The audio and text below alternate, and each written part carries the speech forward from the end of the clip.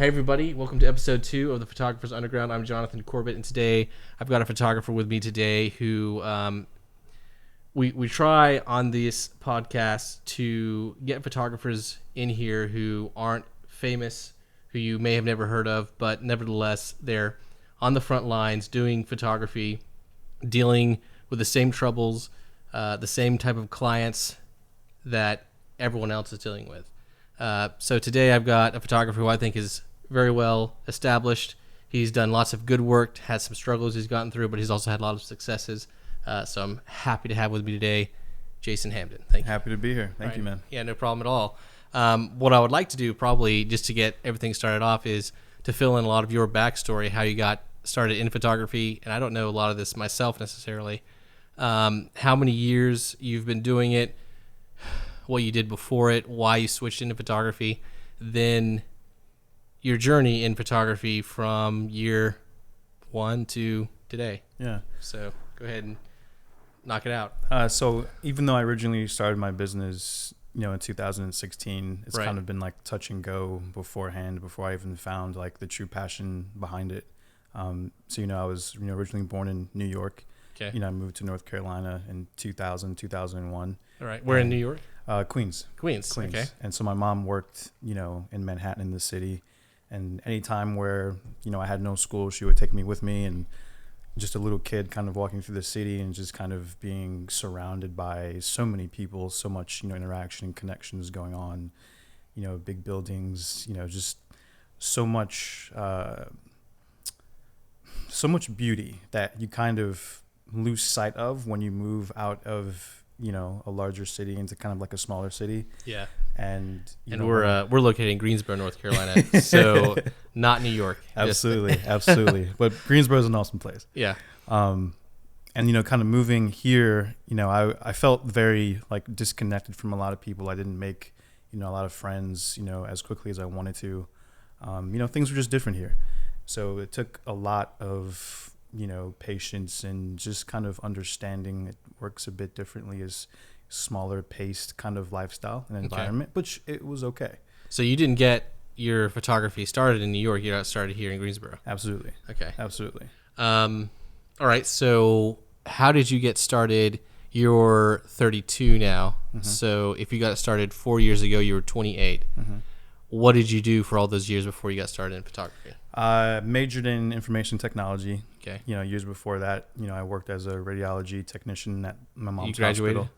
Yeah. Okay. And so, she wanted a different path for me, as, other moms do. Right. But, when things kind of turned, I was about 2.5 years into, my bachelor's, and, she got, sick with cancer. This started in 2011 is when she had her first cancer scare. And I was kind of at a different place at that time. And, she's the only one that I had. It was just her and I. She was my best friend. So, kind of being, with her, I decided to withdraw, take a break from school, and just make sure I could be there, as much as possible. During the second time she got, cancer again, I remember having a conversation with her, and it was just like, Jason, I love you so much. We've, been together through thick and thin. I just don't think that I can, do chemo treatments again. And again, I withdrew, the second time, but even during what years is this? So this was 2013. Okay. So it's only like a year or two later. Yeah. Okay. And so I was just in a place where I was realizing why I was doing IT, why I was pursuing that career, and it was, it was all for her. Right. I know a lot of people have opportunities in their younger years to kind of figure themselves out and kind of figure out, this is what I want to do. Like, this is what my calling is. Like, I'm just going to go, gung ho for it. I didn't have that path. Right. Everything was kind of positioned for me. You either, do A or B. There's nothing in between, which I completely understand at this point, in my life. But looking back, I think those were the years that I would have rather have experimented and tried a lot of, different things and kind of figured myself out. It's a lot easier to do it when you're younger. It right? is. It is.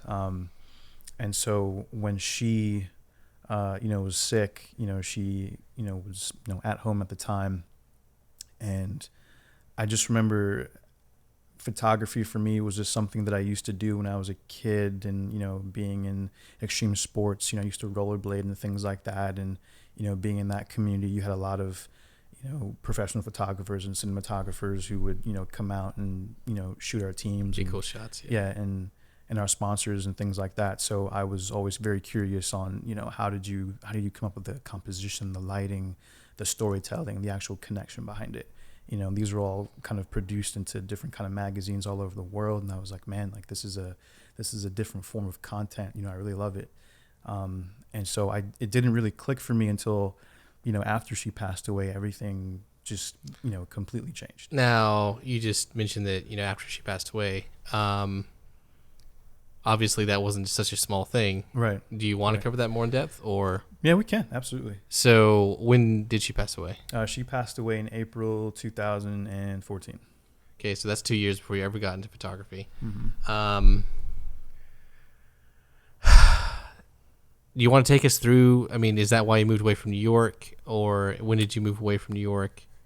We moved early on, so we moved in. So you moved 2000. together? Yeah, we moved together. We Okay. moved together, and I think for her, she was transitioning to a different job, and I think being in New York for so long, she wanted both of us just to have like a different life, quieter life, simple life. New York is just very stressful, even with transportation alone, going from Queens to New York, and even school is the same way. At the time, of course, I didn't really see it that way. I'm like, man, I'm moving away from friends and everything that I've known. But I believe now at this point, she made one of the best decisions that ever. Okay. So, sorry, 1 second. It's okay. I got it. All right. So do you think you're not just this, but what events in your life pushed you away from radiology and being in tech and moving towards something creative? Because honestly, what it sounds like you don't have the family that so many people do. It seems like going out and pursuing a more risky, less paying, potentially something that you know nothing about, to go into photography seems like a real unnatural direction. Yeah. What a lot of people would say that's I'm not saying that you did do anything stupid, because you know how I feel about people who do photography. That's like the best thing I think people should do. Absolutely. I'm certainly proud that I did, and when I did, a lot of people if they didn't tell me, they were thinking, and a lot of people did say that I was doing a foolish thing.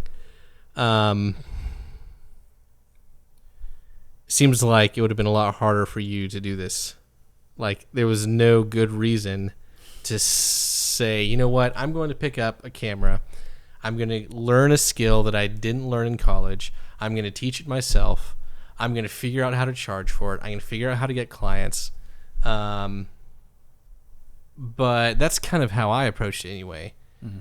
I'm getting a feeling, though, even for you, it was more of just very, not even that. I don't know. Like, how do you go from dealing with all those things you were dealing with in your life? 2014, you lose your mom, and she seems like she's the center of your life. Like, your whole world. Not just the center of your world, but all of your world. Absolutely. You moved from New York into Greensboro. Now she's gone. Mm-hmm. From 2014 to 2016, can you just take us through your life at that point, even though it's not including photography? Yeah. So when she passed, I just completely lost it. Depression, anxiety, just frustration, anger, the whole nine. I completely lost touch of who I was. And so when she passed away, I was just questioning everything that kind of happened up until this point.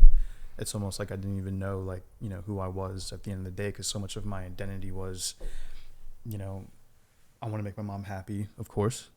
and I'll do whatever, it takes to provide for her and things like that, provide for myself, obviously. So I went through a long transition of just, I guess the correct term would be, finding out who I was at the end of the day, what my likes were, what my dislikes were, because honestly, I couldn't remember any time before that when I asked myself that question. Well, one of the reasons I admire you so much is because I kind of look up to you in a way because you seem so... You know me, I try to see how many hours a day I can work. Yeah, right? Very productive, very productive. And every once in a while I stop and think like, okay, let me rethink my life, my life balance. Let me make sure I'm spending time with the people who are important to me. Make sure I'm not doing anything I regret. And you seem to really appreciate, at least from my perspective, okay, I could be completely wrong, but from the outside looking in, it seems like you really take pleasure in and seek the joy in a lot of the things you do. Like, you're not going to do something for the money. Right. Like, it seems like you are really pursuing something more meaningful in your life and in your profession and in your art, because you pursue industries and you pursue certain things. You obviously love working with people a lot more than I do.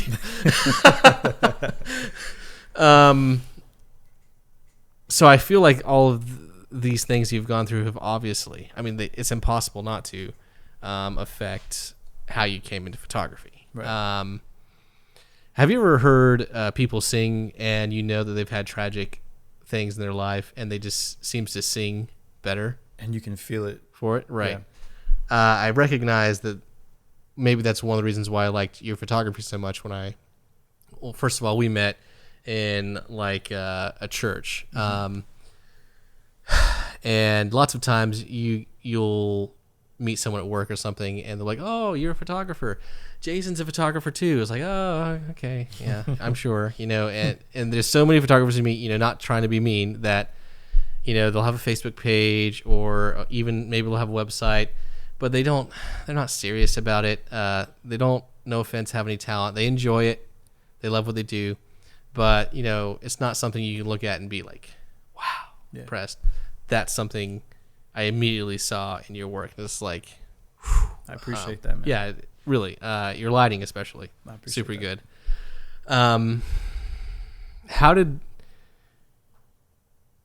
How did you go from 2014 working through all of that to leaving your job, discovering photography, and kind of taking flight into that?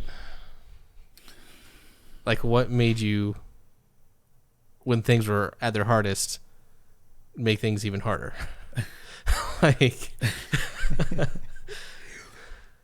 Yeah, so I was doing a lot of things, before my mom passed away. School, I was actually working at Office Depot at the time as a computer technician. Yep. And it just got to the point where it just felt so mundane and so dead end that I didn't really know what else to do. Because, like, okay, I didn't want to turn to a 9-to-5, but I didn't want to turn to a degree that I wasn't really passionate about. And it's like, for me at least, I find it very hard to commit to something if I don't feel a sense of purpose behind it, even if I'm doing it like with the right intentions. If that makes any sense. No, it makes perfect sense. And I'm actually thinking now, like, it actually makes a lot of sense that you try to find something that you enjoyed, because I imagine I could do a really hard job like roofing, especially as a redhead, if it meant that I was putting food on the table for my family. Absolutely. Like, obviously I would hate every minute of roofing, mm-hmm. And it would be an unbearable job. But if it meant that I was but with you could maybe get a great paying job that, you're getting paid multiple six figures. Sure, yeah. But if you're not enjoying it, what's it all for? Right. Especially because, you're single. Your mom had recently passed away, so you're really searching for something that actually mattered to you. Absolutely. That makes a lot of sense, actually. That's why you do it. Yeah. And it didn't really come into play until, one of my best friends who is a writer, so he went to Arizona State, and then he went to Florida State University in Tallahassee. And I had made a promise to him that I was going to visit him in Arizona. I never could, because she got sick and I just didn't want to leave her. We missed his graduation, felt terrible, but, he understood it. We were all family. Yeah. And after everything had happened, I decided to make a trip to see him when he was in Tallahassee. And this was for, his master's. For me, it was just going to be just a regular trip, seeing a buddy, hanging out with him for a week or so. At the time, I think he was working on an individual project. Everyone in the class had individual projects to work on. So I was like, okay, cool. Like show me around campus. Love to meet, the people that you're with and things like that. And, lo and behold, within a couple of days of being on campus with him, he showed me around, his editing suite and all the places that they were shooting, like the Foley room where they make the sound effects. And Okay, now you said he was a writer. he's a writer. So is he writing for a studio or? No, he's writing right now he's writing for his own feature film, but he's a writer and a director. Okay. Super okay. amazing. Okay, so he's a writer in the film industry. Yeah, I was thinking like writing poetry. Oh, no, writing no. like Harry Potter. No. Okay. No. All right. But everybody, regardless of what you're going in for, you have a chance to be a part of something different. So you're a writer, okay, where you're going to learn sound, you're going to learn cinematography, and you're basically just going to do a cycle of all the things, that the campus had to offer. Right. Just so you have that traditional background. And there was like one particular night where I was with him editing one of his productions, and I just kind of like turned to him, and he's like, man, you get to do this like all the time. It's like, past midnight, and we're just kind of hanging out and talking and editing his film and watching the different cuts that he's making. I was like, man, like what freedom, like what, what beauty It can be, yeah. Late at night, and it doesn't matter to you. You could do this all day, all night. 36 hours a day. Yeah, and it's what you love to do. And I was like, that's what I want. And so that's kind of where I remember that photography was a very important aspect of my life, even though I was like kind of touch and go over the years. So you had been doing photography up to this point. It's not something you picked up cold. It's something you'd already right. Just already like bits and pieces, Yeah. but nothing like so serious. But I had learned what I guess we call my mentors taught me along the way. And I think after that point, I would always go back to that moment where my mom had passed away, and I was like, life is way too short to pursue something that I'm not passionate about, or it's just not like in my being to do. And it sounded crazy at first, but that was probably the first and only thing at that point in time in my life where I was like 100% sure, like, yeah, this is what I want to do. And I remember being so ecstatic. I flew home, invested in my first, camera, lenses and, things like that. And I just got to work, This is like 2016. This is 2016 is kind of where obviously everything, you don't have exact dates on all this. like formulated. Right. And you're in Greensboro. And so how do you go about deciding, okay, obviously you want to take this seriously for like as a pro, you want to go pro. How do you go about deciding which industry you want to go into? Do you follow strictly, I want to, well, first of all, tell us what you do now. I mean, what is your primary industries, your primary target markets, what you enjoy doing, shooting? And you do photo and video, I mean, quite well. I do. Thank you. Which not everybody can conquer. So maybe you can just keep it to 2016 for now, but what were you primarily going after from the onset? I had no clue. I had no clue. Whatever people would pay you to start. Do. Yeah. But I knew that there was going to be a certain length of time where I could experiment, and learn the fundamentals and really get it solid, in my mind. And did you quit your job straight away? Did you have a certain amount of money put away that you could survive off of, like a savings, emergency fund, or did you just kind of cold turkey quit your job and then just go out there every day and talk to people, or was it something that you would do on the weekends to keep your job? What, like, because we've been talking about a lot of personal stuff, but now let's talk a little bit more about the practical steps, the strategies you took, or lack thereof, the risks that you took on. Like, did you have any of that, or did you cut cold turkey? Did you kind of wean yourself off a salary or a full-time job? Like, it honestly all happened so fast. You know, I had a really good relationship with, you know, my crew members at Office Depot. okay, And they were very understanding and supportive of when she was sick. So there was a time where I just wasn't working. And they're like, take as long as you want. So I had a bit of time to kind of not sort through what I wanted to do, but just in terms of I needed that space to feel like I can process this one thing. And that was, you know, being with her. And so when she had passed, obviously there was, you know, insurance money involved. And I just remember when I found out, I was so unhappy. Like, I didn't care. Like, I would have traded all the money in the world to just have her. And so it didn't really dawn on me until, you know, shortly after she had passed, like what was going on and what I was kind of falling into. And so for those couple of years, I was just, you know, in transition of just, I don't want to say existing, but I was also living at the same time. Right. So it was a good mixture.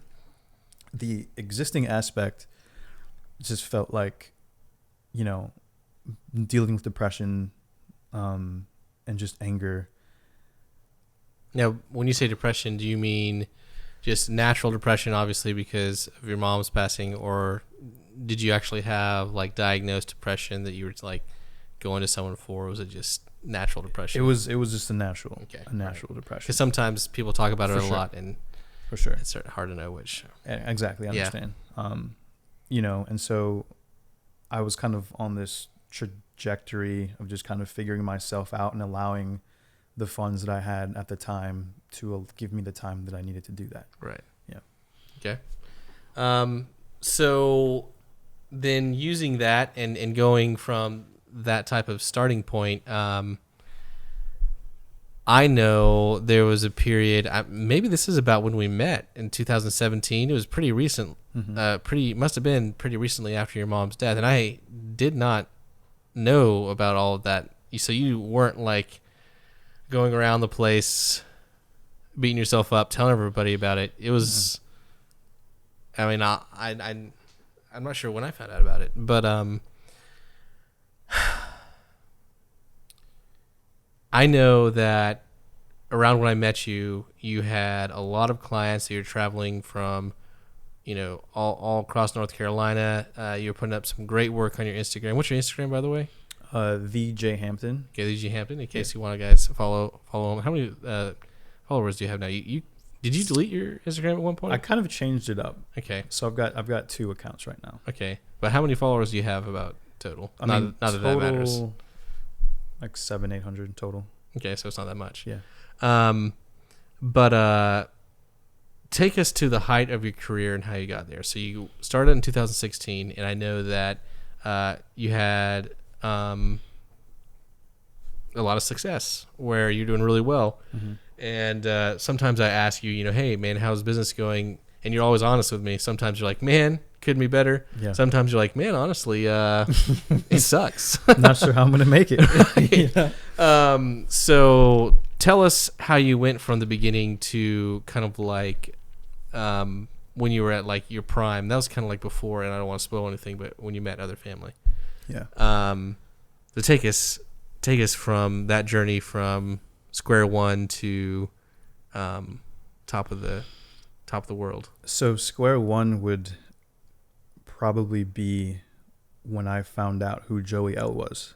Okay, who's Joey L? Joey L is probably my favorite photographer of all time. You know, Okay. famous portrait photographer based in, I think, Brooklyn, New York. Mm-hmm. He kind of has like this Rembrandt documentary style, work, and I was just automatically in awe of his work, especially his lighting and his ability to form a connection with everyone that he worked with and then to tell a story after. So it was taking the complete aspect of what I've always like learned about photography or photographers in general, in terms of, this is my latest work, XYZ, but more so of, if I took a portrait of you, it was just very in depth of your story. It was about you and being able to take yourself out of the equation. And that's kind of what I loved about his authenticity. And so I kind of wanted to dive into that a little bit, and learn lighting, from him. And I think from that point on, I became, very, very technical in terms of, the things I wanted to learn and how I wanted to kind of portray my work. And if I couldn't portray my work in a certain way, then I wouldn't do it, or I would give myself more time to understand, the why behind everything I did. You definitely had a lot of success in pursuing lighting and everything, and that's what makes someone who photographs people especially so good, is understanding lighting. I know you had like pro photos, like the nicest lighting equipment, and you're doing really well, but like step by step, how do you think you got there? You may not have necessarily done it all on purpose, right? But how did you get to the point where you had so many clients? Were you just taking cool shots and posting them on Instagram and making sure you included enough hashtags and tagging certain people, like, and hacking all the strategies of Instagramming? Were you on Facebook? Were you posting on Craigslist? Were you sending out emails? Were you trying to take advantage of the people you already knew and asking for referrals? Like, what helped your growth? So that was the main thing that I should have done in the very beginning, but obviously you're just kind of like a run and gun situation. Right. You're just learning as you go. Especially you've never run your own business before. Absolutely not. So you're very, very fresh. Fresh newbie. Yeah. Completely. So, I had a family member who I call family, and, she works for a global organization. And at that point I knew enough to kind of get my foot in the door. Right. And so I was hired through her job to do a series of headshots for her company. And that was kind of my first official, corporate job. So your first thing you actually sunk your teeth into was something that was like a network that kind of like someone you knew hooked you up with. Yeah. Okay. Yeah. So it's kind of like referral. Mm-hmm. All right. And I always like to keep track of that in my own mind, because I have noticed in my professional experience, and I know this is anecdotal, but I'm very good with search engine optimization. I can post a lot on social media. I can hack the algorithms, quote unquote, quite easily. I understand how they work. I understand how to get maximum exposure for all the content I post. Mm-hmm. But even though I'm the first result for certain keywords in my area, for on Google and Bing for like I said, certain keywords, and just killing it on the search engine optimization, something a lot of people will pay thousands of dollars to get to. The referrals I personally get, or the leads I would say I personally get from online resources, doesn't even come close to the referrals I get from people I've already worked with. I actually don't get too much business from family and friends. I actually tell my family and friends, like, if you've got a referral for me, don't even tell me, because I'm going to tell them no. Because I just don't want to mix business, friends, and family. Understand. So I would say like 90% of my work comes from doing a good job from people and then asking for more work from them, letting them know that I would like. Your experience wasn't the same, though. I mean, your first job that you sunk your teeth into was someone you knew, networking. Yeah. So you got it through networking. Right. How did it grow from there? Continuing to network? I would say that I am extremely introverted. Okay. And it was very difficult for me to kind of network and put myself out there. All right. But in the heat of the moment, when I'm working, when I'm out in the field, I'm a completely different person. Like, I'm very energetic, very lively, talk your head off, have conversation. So that was never in my mind when I first, started, even after my first couple of, like really solid jobs. So I was just kind of posting and sharing on Instagram. I wasn't super big on Facebook, trying to use the best hashtags I possibly could. And honestly, there were certain hashtags that I would think, no, I'm not going to put that. But then, you're given, 15 maximum or something at that point in 20. time. Oh, 20 okay, now. back then. Yeah. Back then it was a little bit All right. less. And so I was just like, well, let me just cover my bases and, see what happens. And eventually, one thing would lead to another. Someone would find me based off of one hashtag, and that would lead into a meeting, and that meeting would lead into a job. And then, you do enough work, you build enough relationships, you're just kind of moving forward, gradually. Did you post on anything else besides Instagram, Facebook, Craigslist? Honestly, besides my website and Instagram at the time, that was it. Okay. That was And you got a lot of success out of that, didn't you? All right. So after a few years, year 1, year 2, if you don't mind, you don't have to answer this, but what would you say was like your greatest income year so far? Before, let's say it's 2020 now, I would say 2018. Okay. That was a very interesting year. That was when a lot of things happened, if I can share. Yeah. Share Okay. anything you want. That's why we're on the underground here, because I want people to talk about a lot of things you usually wouldn't talk about. Like, and that includes industry secrets, whatever, personal grudges, whatever you want. I know that it ranges and differs from person to person on how they are able to acquire leads and Right. leads into jobs. For me, it was almost like every just real experience that had nothing to do with photography led to an opportunity for growth in my business, which was like really weird. Right. And I did not have a good relationship with my father. He was still in New York at the time, so it had been over 10 years since I had a connection with him. Okay, so this is 2018. Yeah. All right. Yeah. Then, I had a buddy of mine who was from the Bronx who I met through skating. So we both lived in North Carolina, and he was like, let's take a trip to New York. And so we did. He actually found my dad. Now, did he find your dad? Sorry, I'm jumping in here. Did he find your dad with your permission? Yeah. Okay, Yeah, or did he yeah. just go out and do this on his own? No, he Okay. had permission. Okay, all right. I was almost, completely Because if against someone it. had done that to me, man, I'd have been like, man, mind your business. Yeah. What are you doing? Yeah. Okay. He's like a brother, so it was just like, all right, okay. Okay. Yeah, okay. So we basically, drive up, and I'm seeing him for the first time in over a decade, and I'm just kind of like looking at him like so much time has passed, and I only have seen him so many times in my life at that point. So How it many was just times, like, you can count on one hand? probably count on one hand, man. Probably, yeah. Okay. We went upstairs just having, conversations, and, he's sitting down, and I'm kind of looking in his apartment, and I'm kind of remembering certain things in our old house when we were, living together in New York before they got, divorced. It was just bringing back so many memories. And he looks at me, and he was like, you have a sister. And that's when everything was just like, come again. You know what I mean? Like, repeat that.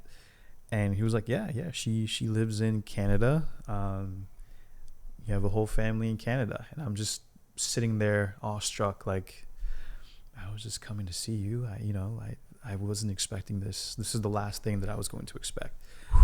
Now, did your friend know this? No. Okay. No, So this is complete blindside. Yeah. Woo. Yeah. Okay.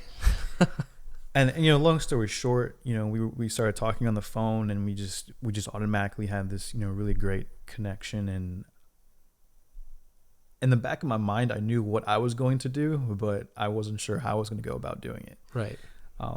And so, we said our goodbyes, to my father, and had 10 hours on the road to get back to North Carolina. Just kind of just in the thought that I had a sister, I had another sibling out there. Now, just out of curiosity, to bring closure to the meeting of your dad, how did you feel about seeing your dad? Obviously, you're excited about finding more family, but I mean, are you and your dad cool, or did you just kind of? I had a lot of questions. And that was kind of what the meeting I was hoping for would be, to get some answers. Like, Okay. Even after the separation, where were you, kind of, what a lot of people, tend to go personal. through. Yeah. Yeah. And so in terms of if we were cool, it was all forgiven before I even walked in the door and I saw him. I was just like, I just wanted you back in my life. Yes, I was fighting against it, but You're a completely different person than I am. I mean, trust me, I had years and years of frustration and anger built up inside. Like, I'll never want to, see him ever again. He doesn't want anything to do with me, kind of thing. Man, I still hold grudges against friends I had in middle school. Like, oh yeah, I remember those. I remember some of those grudges in high school, middle school. Man, I could not have forgiven. So, and I'm not saying that's a bad thing either. Like, I'm really saying, wow, good for you. I couldn't have done that. But yeah, I'm glad, just for both your sakes, that you were able to. I appreciate that. All right, so that blows your mind, and you're in the middle of running a business. You find out you have a sister in Canada, and how does that change your life, and in turn change how you think about business? Obviously, well, maybe we should pause and also think, like, what are you trying to accomplish through photography? Because some people will start a business and then choose an industry they would be good at or something, and they just choose photography because they know they think they can make a good profit, but they have a goal that has nothing to do with meaning or purpose. It just says, this is the vehicle that I'm going to use to provide for my family. I want to live in this size of house. I want to have this type of lifestyle.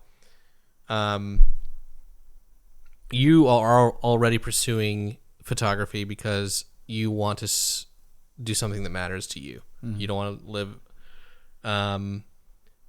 Is there any type of goal you're trying to accomplish as far as monthly income or anything like that at that time? At that particular time, yes and no. Or are you just trying to make it month to month? Like, let's pay my rent, let's put food in my stomach, and if I accomplish that, then awesome. Yeah. Is that the kind of mindset you have? It was a bit of a mixture. It was half, I want to see how far I can go, how far I can take it, just in terms of, brands and companies that I could, potentially work with and grow and build with. Because for me at that point, it was just the relationship aspect and I don't want to say acquiring clients, but meeting people in hopes of servicing whatever needs that they had. Right. And then allowing them to grow in turn, I would grow naturally. The other aspect was I still had, a little bit of funds left from when my mom had passed away. Okay. So it was kind of like I wasn't too worried about it, but then I knew like I really have to, hit the ground running as hard as I can. Are you naturally a frugal person, or do you kind of, does money slip through your fingers kind of thing? I'm frugal now. Okay. I am frugal now. Okay. So I guess that answers my question. Yeah. All right. Well, back then I wasn't bad per se. Like you're not like going to a car dealership and rolling out with a Mercedes with a $500 a month payment. No. Like, because no, those people exist. And it blows my mind. And, I sold cars for like 2 months. Mm-hmm. And the people who walk in there and walk out with a payment that was for a small house. Yeah. Was mind blowing. Anyway, and they were perfectly happy doing it. I just could not understand it. I mean, all right. So I would say you're not, a big spender. You're okay. No. All right. So I just wanted to get that established because when you have news like, oh my gosh, you have family that you didn't even know about. They live in Canada, and up till today, you had no idea they even existed. How does that change your life? Does like your business just go out the window? I know that you thought about moving to Canada. I did. So I did. Take us through all that. And this is kind of like, as far as I know about your story. Last time I talked to you, you were still thinking about moving to Canada. So Which this is is a while ago. This is all news to me. Right. So just update me on all this as well. So you go and visit your sister. I do. So long story short, after the conversation, I basically wait 1 or 2 months until my apartment lease runs out. There was no plan after that except to pack whatever I could and put the rest of my, furniture and things in storage, get in the car, and drive to Montreal. Okay. Where they were. Does she know you're coming? Oh, yeah. This Okay. was all. Did she know about you? So this is the fuzzy part, and I'll be completely honest. There were times where I would have these phone calls from different people, after my mom had passed away, giving me their condolences, who I didn't know who they were.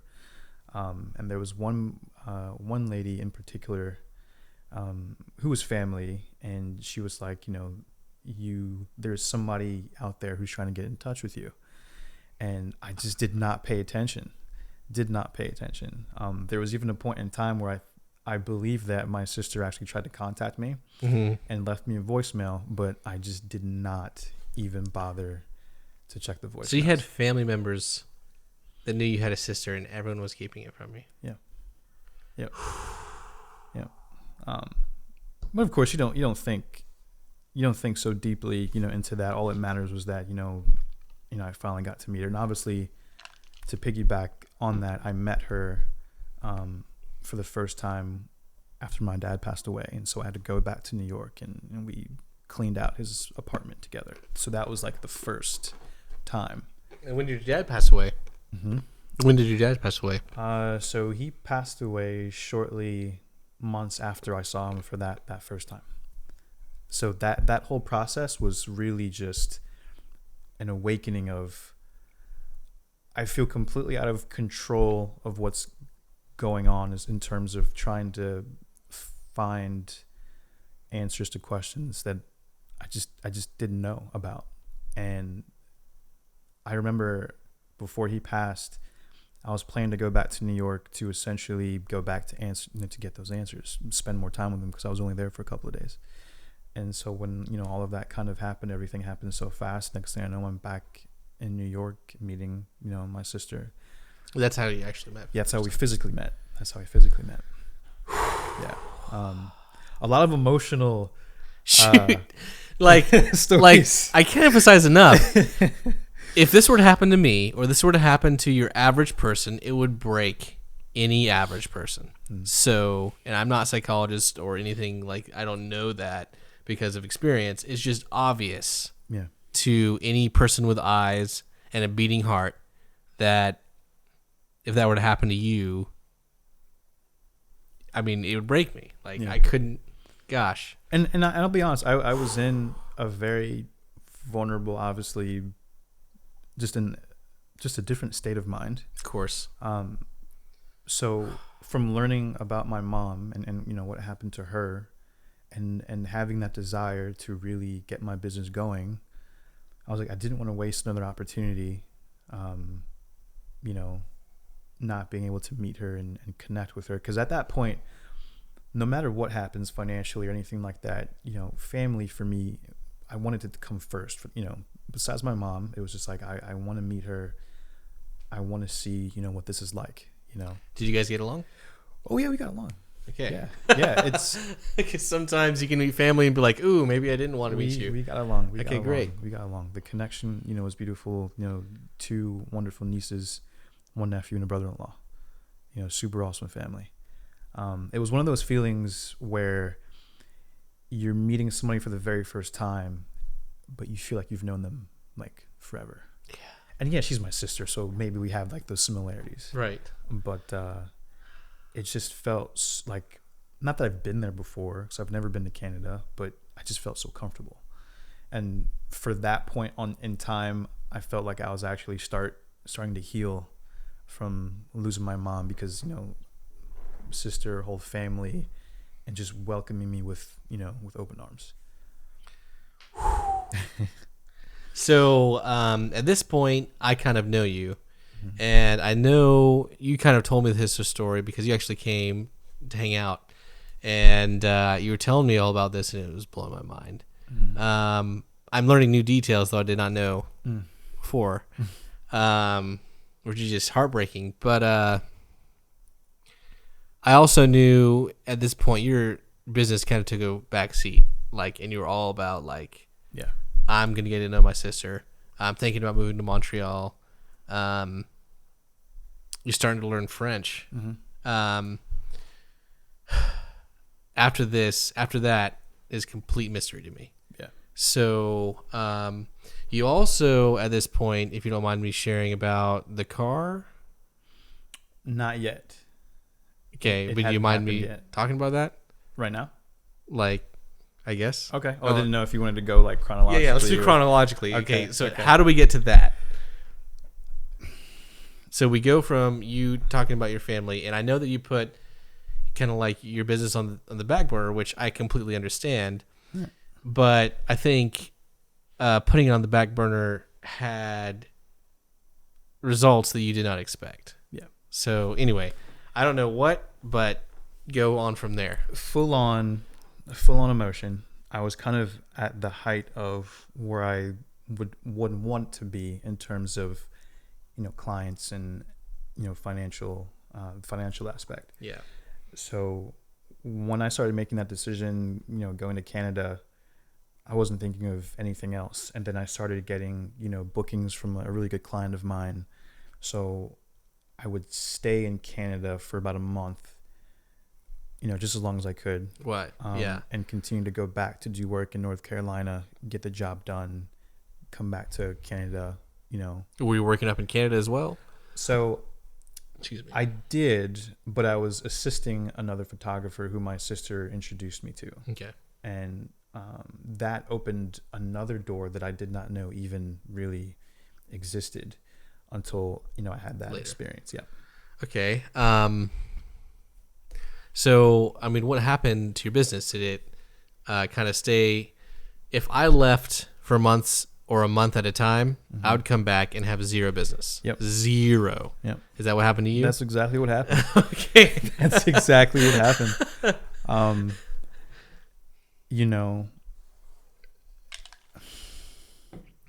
I was living a very different lifestyle at that particular point in time. Like, yes, I was healing and growing, but I also felt very free in terms of just kind of creating and learning what I could learn and push what I could push. So the traveling made me understand a lot more about the desire to be a photographer and everything that kind of incorporates underneath that, except the fact that I left my business kind of unattended in North Carolina. Right. But I was trying to build something and learn something new, in Canada when I was there. Now, is this a new industry you're trying to break into? Or? It was a commercial. So he was a fashion photographer, Okay. for a couple And of what were you doing magazines. mostly in Greensboro? I know a lot of portraits. A lot of portrait sessions, kind of half in, half out in the corporate world. I was still Okay. kind of deciding, what Right. I had wanted to do, but mostly portraits and And in Canada, you were learning to do commercial. e-commerce, Okay. a bit of fashion as well. So I was really sinking my teeth into a variety of unknown, niches and markets, Cool. So you come back to zero business in Greensboro, which sucks because if you've got a good referral cycle going, it's only there because you've kept it fresh and you've maintained it. I imagine, is that just completely dead, gone? Like, what do you come back to? Are you like living on the streets? No. It's slowly tapered down. One of the last few times I came back, from Canada, it was just I was so caught in the cycle of coming and going. Right. And I was staying with family here. So, it was just kind of like, man, I love this, but I never took time to think like, right. dude, like what are you doing? Like, Honestly, it's great to. It wouldn't even occur to me in your situation at that point either. Like, Right. who cares? Yeah. because there's like when you had that type of life experience that you were having, first of all, the tragedies, the lowest of lows and the highest of highs. Mm-hmm. I mean, Yeah. who cares about, oh, but where should I, sign up for an apartment? Like, who cares? Yeah. All right. Anyway, I keep interrupting you. So just keep going with, you're living with family in here, you're living with family in Canada. What happens to your business? Where do you kind of come back down personally, and then take us like to modern day? So basically, I came back to NC. I had already things booked. So that was the goal, was before I come back home, there's something solid booked for me to come back to. Right. And that's what I had thought when I came back. So maybe a couple days into it, I'm preparing for a job. The job falls through. I'm like, okay, not a problem. Shortly after, other jobs were falling through. And that's kind of where it was like, okay, what's going on? And Twilight Zone. But I still had this, pull and attraction to just get back in the car and go to Canada. So it was kind of like, Jekyll and Mr. Hyde kind of scenario. I was just like, man, I really loved my life when I was with them. Even if you took the photography aspect, completely out of it, it can go either way. But what I was building in North Carolina was steadily coming to a halt, and I had no idea how to fix it. See, that's like every photographer's or business owner's or entrepreneur's worst nightmare is happening to you. Yeah. Or was happening to you. Yeah. So how does the story go from there? Do things get better or worse? Well, it usually gets worse before it gets better. That's what they say. Okay. That's what they say. So there was no income coming in whatsoever. I had a little bit of, credit card debt, obviously from, kind of investing in myself, bit by bit, obviously with full intention of making my payments on time. Yeah. So that was never like an issue at that point. So when things started to slow down, I just kind of froze up, freaking out, so I have a connection with a family who owns a restaurant kind of near where I was staying. And so I was like, let me just go eat there. It's a nice sunny day, and have conversations with them, just to kind of get my mind off things. And, we were kind of talking, back and forth, and I was kind of like sharing, a little bit of, how Montreal was, and, all these experiences. And she's like, I asked her, like, do you know a good, tax accountant? Like, yeah, absolutely. In fact, he's right around the corner. Like, let's go over there, behind the building where we were, and I'll introduce you. So she's literally like taking my hand and walking me up to the building. She's like a motherly figure, so I allowed her to take my hand and walk me up there. And so I meet him, we hit it off, we exchange, a bit of conversation. And he basically says, man, I really like you, man. Have you ever thought about, taxes and, accounting? I was like, no, can't stand numbers. What are you talking about? I don't want to do that. But no, it's like seriously, like give it some thought. Because at that point in time, he was kind of helping me set up, QuickBooks and, things like that, and kind of getting prepared, to do the taxes. And right. Intuit QuickBooks. Yeah. Not sponsored here, but do it. Yeah. So I guess I took, a good time to figure things out. And he was like, hey, I think, I would love to offer you a job if you want it. And my first initial response was absolutely not, no way. But I was like, you need this job, go and take it. Who knows? This is probably God. Much better than working Lowe's or UPS. Yeah. Yeah. Yeah. So I was like, okay, God, if this is you, like, I'll do it. And so I worked with him for about 9 months and learned a lot about the business on the back end, financial wise, that I did not know. We need to talk. You need to share us some industry secrets. So maybe we can have another podcast just about how to stick it to the man. Yeah. Okay, that would be great. But anyway, continuing on. So I had no idea you worked for an accountant or as an accountant or as an assistant. I'm not sure what you're doing. Mm-hmm. You worked for him for 9 months. Worked with him for 9 months. Learned as much as I possibly could. And I kid you not, obviously when tax season is kind of over and done with, things get slow. But I was kind of still like, not at the very end of it, but kind of like drawing close. And one day he says, "Don't need you." Not. So you didn't quit? I didn't quit. It was just like, yeah, like we're getting ahead of schedule because I think they were a bit behind, and I was kind of there making sure, like helping in any way that I could. So it was like, yeah, we're good, man. Thank you. And I was like, oh boy, Ooh. Oh boy. Now during these 9 months, you kind of have safe footing while you've got that. Are you trying to kind of recharge your business, get clients, work in the evenings, work in the weekends? I'm not sure what your hours were with the accountants, but were you working full-time there or part-time? No, it was full-time. Okay. It was full-time. So are you working overtime to try to do photography and get that back up on its feet? Or I had the weekends to try to gain more clientele, but also for me, producing content consistently was a really good way for me to attract more clients, because I had passion projects and personal projects that I would like to sink my teeth into every once in a while to kind of keep things fresh and learn techniques and try different things, and that would always allow me to attract clients, but I didn't do it intentionally for that purpose. But then I learned like no, this is really a way that you can strategize and kind of market yourself, because there are clients out there who really enjoy a creative who is putting themselves out there in terms of, okay, yeah, he does X, Y, and Z, but he's also doing this. I like that. I like what he did there. Let me try to contact him, because we think, maybe we can work with him and collaborate with him on something that we actually want to go in that direction. So a lot of that was just, trial and error, and me just kind of like trying to stay above, water creatively. Okay, I mean sometimes that's what you got to do. I mean, so nothing shameful to admit there. I mean, honestly, a lot of people will not admit that your business goes through those phases. And I went through the same phase when I moved to Greensboro. I worked as a car salesman for 2 months. That's an experience I'll share more about later. We've actually got someone that is already scheduled to come do the podcast, I think, not next week, but the week after that.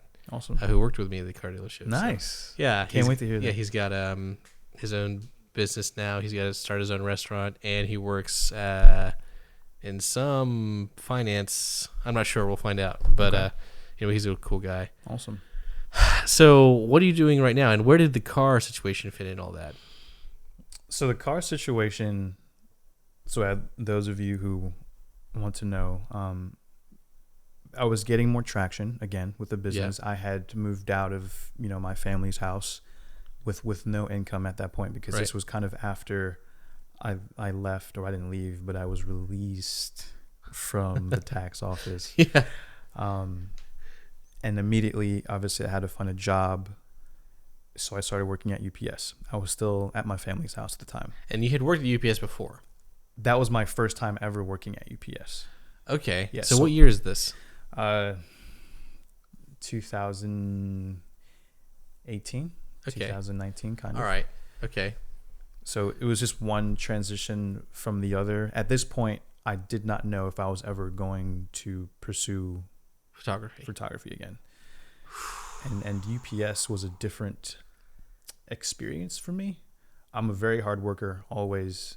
But it's pretty brutal. It's brutal. But it taught me so many valuable lessons of things that I did not instill within my business at that particular point. Like what? So, I was working a shift from, let's say 2 a.m., 1 a.m., all the way to 7, 8. If we were in peak season, you're going in earlier than that. So sometimes you're going in at 11 p.m. and you're not coming home until 8 or 9 a.m. that next morning. But what I understood was, if you really value what you do, and if you take the passion side out of it, like us, we will stay up hours and hours until the job is done, or trying to perfect something and work on something, strategize on something. The workers who come into UPS, I mean, it's like they take the emotional aspect out of it and get the job done. And I did not do that. It's not just emotional, it's physical. They take the physical thing. It doesn't matter if your knees hurting, your back. Yeah, you're essentially just a human body working in this facility. Right. And I met some amazing people there. but understanding that, you know what, like I never was the guy who woke up at 2 or 3 o'clock in the morning just to work on something, you know. And then it became, when I was working there, I was like, I would give anything to get up at 2 o'clock in the morning and work on something. And I had no idea, you know, how to kind of transition. How kind of like lucky we are to be able to even have the opportunity. Yeah. Yeah. So I was there for around the same time, around the same length as I was at the tax office. So like nine months, and peak season was approaching. So obviously the hours were going to go up, and I was just completely just drained and exhausted. At this point, I wasn't doing any kind of shoots on weekends. I just used the weekends to rest, you know, because when I'm not, you know, sleeping, I'm just trying to get as much energy for the workload, you know, on the next shift. And, you know, I remember having a conversation with, you know, she's like an adopted mother. I have two. They know who they are. And I remember her saying, like, you know, I know you want your business, and, you know, you've gotten kind of comfortable in a way. And I'm looking at her and I'm like, you know, that I value everything that they've ever done for me. And I learned so many lessons within that time that I was actually with them. Things that I didn't even learn when, you know, my mom was here, you know, just being able to see this family together. Did not see that ever until I was there. And with the other family that I have a connection with as well. So it's just like a lot of growth in between those moments before the business ever started to pick up again. Right. And at that point, you know, if we can, you know, share or talk spiritually for a little bit, I always thought that, you know, my God, this is my plan, and this is what I'm going to do to get from, you know, here to here. But we often forget that, like, God will acknowledge that, but he will also take you zigzags and loop the loops. Go here first. Yeah. He'll even take you to the very beginning, just so you can understand, like, what this is really all about. And I truly did feel like that's kind of where I was going to.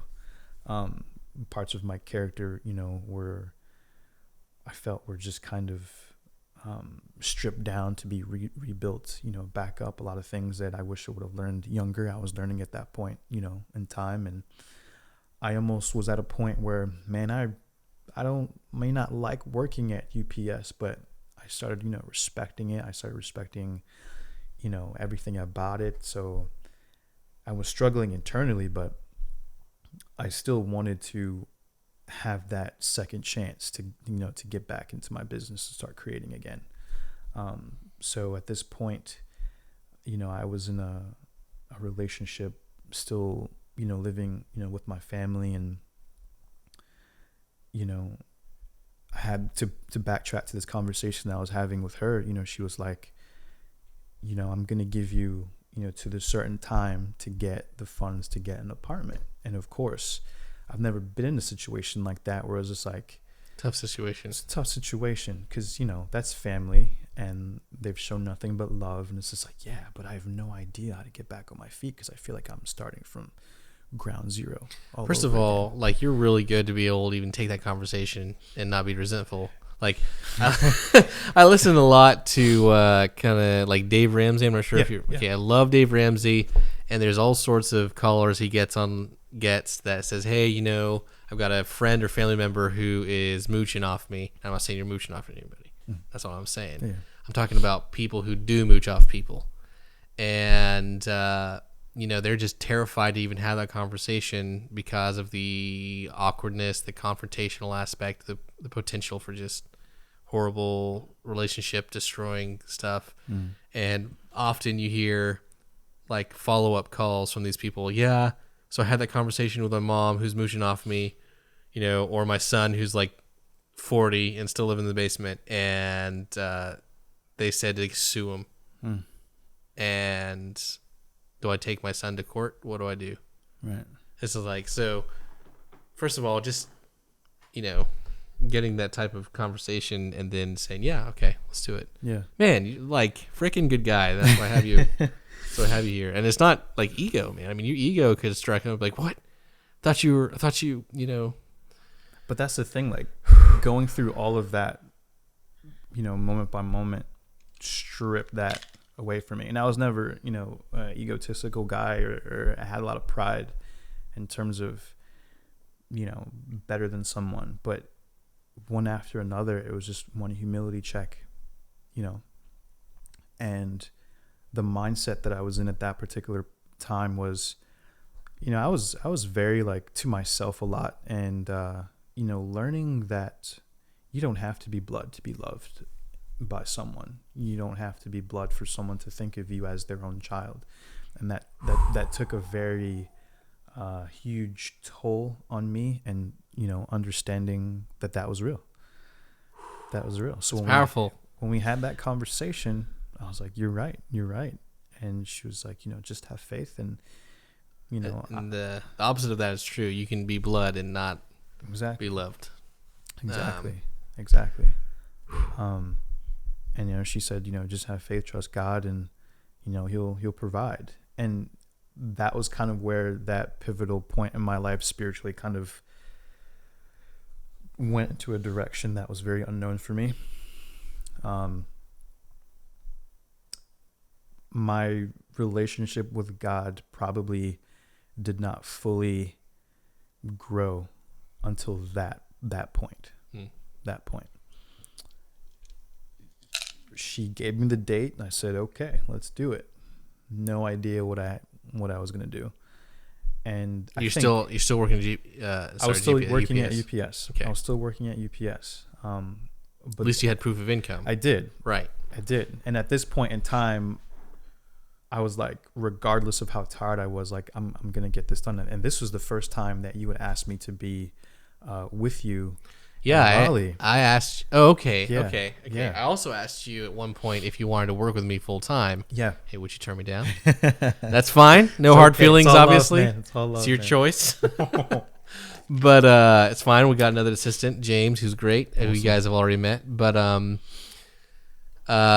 right. So that was well timed, I guess. Mm-hmm. Raleigh went well. You did a great job. Thank you. You killed it on the editing. Thank you, man. Hopefully that helped you out as well, get back on your feet. Yeah. Restoring a bit of your confidence as well. So did it work out? Did you get back? Are you still working at UPS or? No, there was no UPS. So after the first, job that I did with you, I was able to book another job that came right after it. Good. And it was the exact amount I needed to move out and to get back into an apartment. And, fortunately for me, I had a relationship with the apartment complex already. This is the same one before I left for Montreal. So I didn't have to go through any kind of background check or anything. It was just like, man, we're, good to see you. Hope things have been well. Let me know which date, and the keys are yours, essentially. Nice. And so I was like, all right, God, like this has to be because literally I'm not doing anything but just doing the best that I can at this point. Right. And so, man, and this was another humbling moment. I kind of just, I moved in, I think it was like one Friday night or something, and, just couldn't get the furniture out just yet. And so I spent my first night there with a sleeping bag, and it was just like how I got back to this point. And, it wasn't a big adventure. Like, it was a big adventure. Literally full circle. Yeah. Coming back to the same apartment complex. Yeah. Moved back in. Back to square one. Back to square one. Like literally ground zero, man. This time you've been through it before, though, so you know exactly how to get your clients. Yeah. Now, did things get better? It got better. Okay. It got better. Things started moving a lot quicker, a lot faster. I started, and this is a lesson that I kind of wanted to express to anybody, who chimes in, is it really is beneficial to lean in on your community, like lean in on who is around you at that point in time. Because my mindset at that point was, okay, I've got to do X, Y, and Z to market and get myself out of there. When in reality, it's like, well, let me see if I can use my resources that I have now to see, what I can do with that. And obviously, I kind of learned that lesson, with you from that, just based off of how we met, at church. And that was just kind of like to myself at that point. I really Yeah. I was just like, man, I can't wait to get back to Canada. And, Right. and you would like, besides the photographer I met in Canada, you were the first photographer I've met in Greensboro who was like really awesome and just very kind and, very, Yeah, I find I've had a very similar experience. I'm not sure. I mean, obviously within our industry, we have a lot of paranoia. mm-hmm. I think from other photographers. Like, obviously, you can't just introduce yourself to a photographer like, oh, hey, here's how I make my living. Feel free to take all of that for yourself if you Right. want.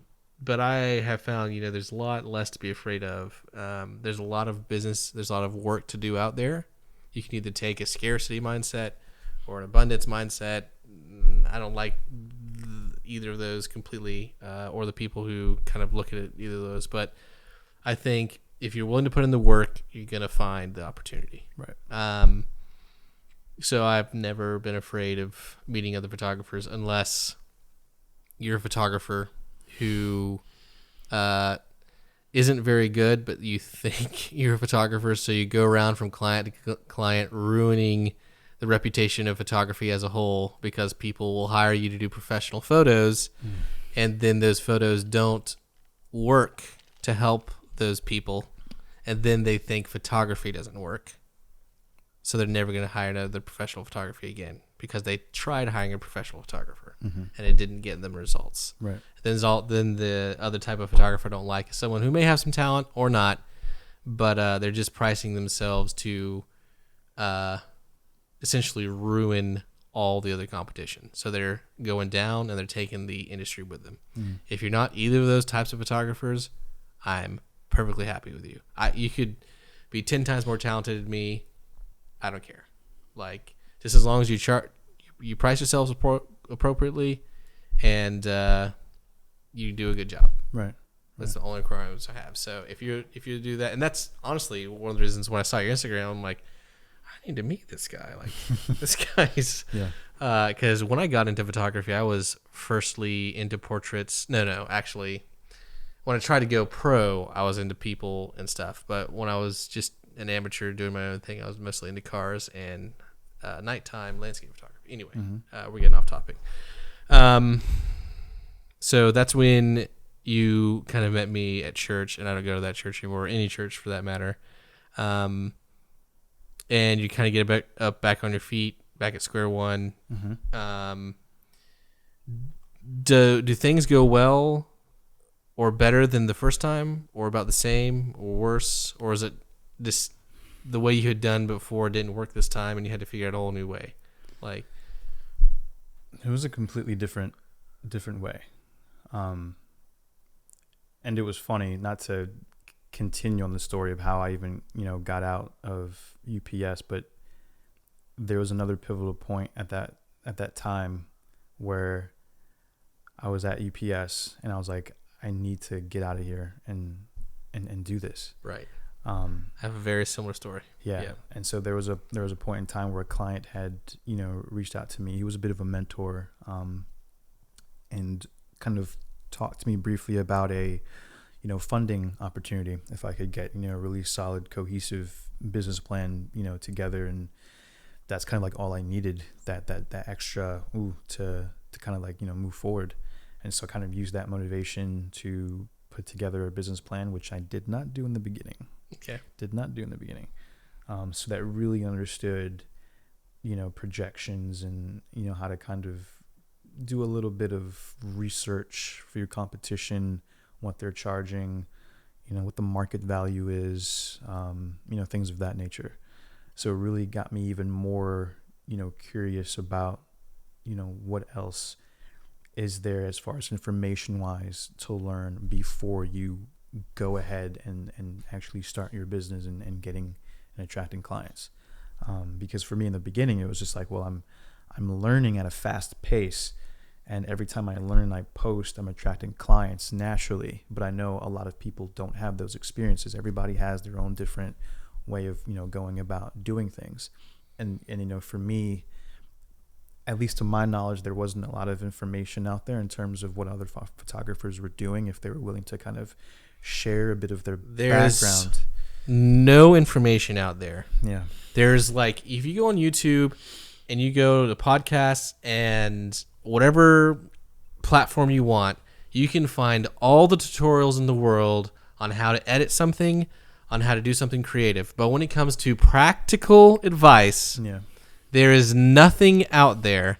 And that's one of the reasons why I'm starting this podcast and my YouTube channel, so that I can set the record straight. Because, man, there's so much stuff that people need to cover, and it's not being done. And it also really annoys me when someone tries to teach someone how to do a photography business who's never done a photography business. They've done a YouTube channel. Yeah. Which is not the same thing. Huge difference.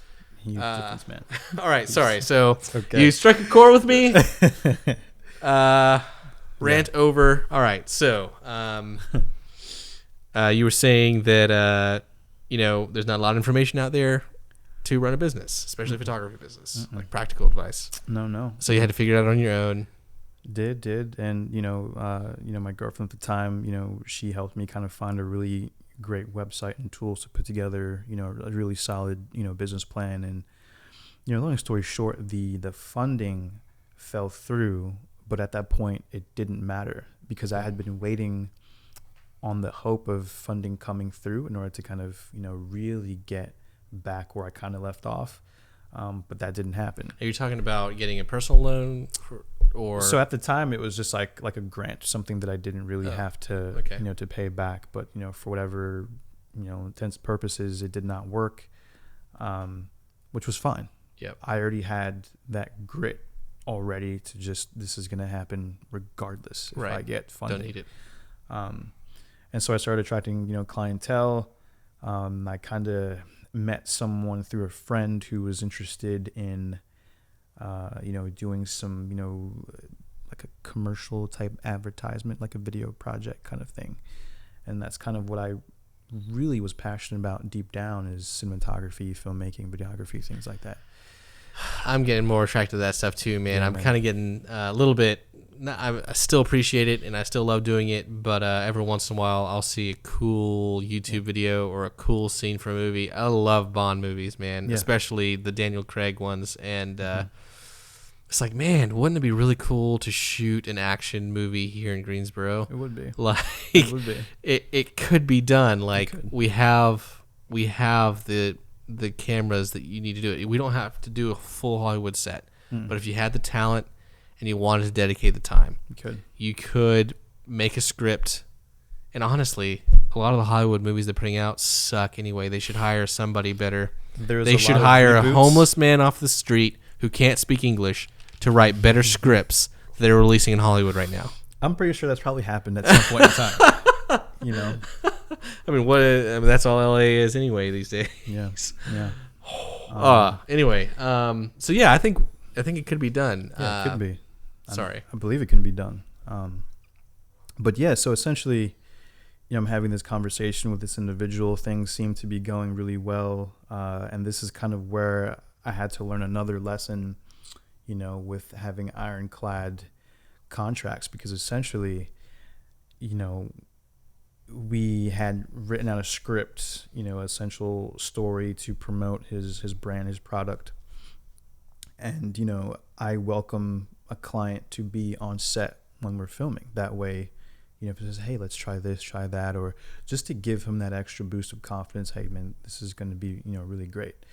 So he was, kind of verbally signing off of everything before we moved on. And by the end of it, I noticed some things about, he was kind of going back and forth with a lot of things. He all of a sudden was sure and then wasn't sure. He starts, bad sign. Yeah, coming up with different ideas than what we agreed in the contract as far as, the project was concerned.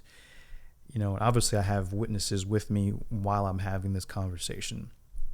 And so it's like, at one particular point in time, he was like, yeah, things just know, just know. And this is a phone conversation. One Friday night, the project is done. And have you delivered it already? Delivered it and all of it. He calls me and it's just like, you know what? I think, I'm just going to toss it. And then he starts saying, I wish you well on your future endeavors. And I'm just like, what is this man saying to me right now? And this is when you really needed it. I mean, this is when I needed it. Like, this is now or never type of. This is now or never. And so basically, he kind of. We've all had these clients that, especially, this is what I call the roast and post. I'm gonna make a video that's like the top strategies clients use to not pay you. Yeah. And this is what I've already called the roast and post. They'll text you or email you or call you and say, "Oh my gosh, you know what? This is the worst thing I've ever seen. I'm not paying you for it. Can't even use this stuff. Bye." And I'm not sure what your client did, but oftentimes after they say it's not good enough, they'll use it. Yeah.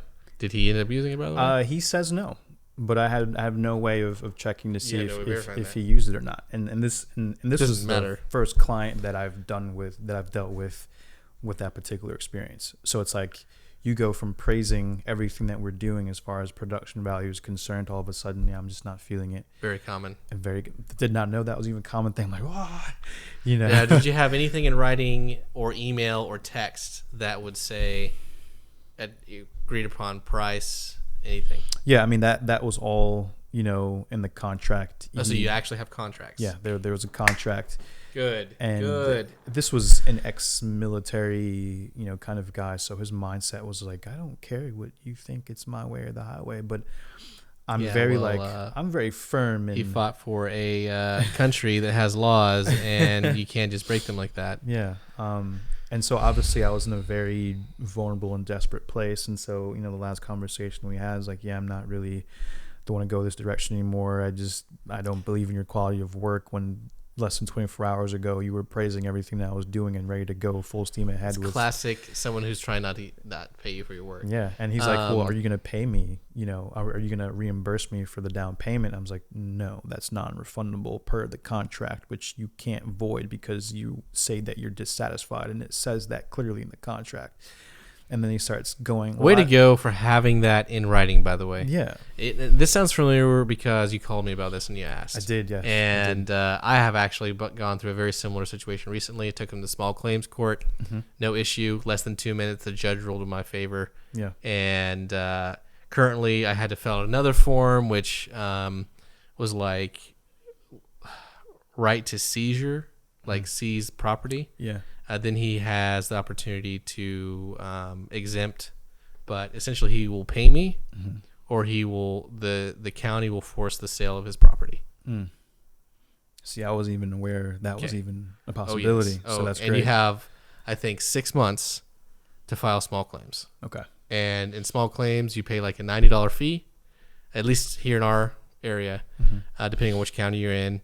You don't have to have a lawyer or anything. If you have a written contract that he signed, you've got him dead to rights. Dead to rights. And I'm always a proponent of, someone like that will always try to then threaten you or threaten your reputation. Does not matter. Every time, stand up for yourself, not only because it's the right thing to do ethically, but also just practically speaking, these types of people usually don't have a large influence in their community. And the only people that they do have influence people are people who are like them. Right. Kind of like if you do work and get a referral from a $100 client, they're going to send you $100 work. If you do work for a $10,000 client, and they're going to send you $10,000 referrals. Right. If someone threatens to spread bad mouths about you and they haven't even paid you, they're going to tell their crooked, manipulative buddies who you don't want anyway. Right. Anyway, that's just me preaching on the side there. But you did. I know for a fact you didn't, because you told me about this later. You didn't end up taking him to small course. I let it go. I mean, I got to the point where I found, where he lived, and at that point, this is where I lost the car. Because I was depending on the rest of the payment to catch up onto all of my bills in reality. And you got your car repoed. And that's when that's what I wanted to talk about earlier. Got repoed. And the details of the repo, too, is you're sitting at your apartment. You walk out of your apartment, and the tow truck is there.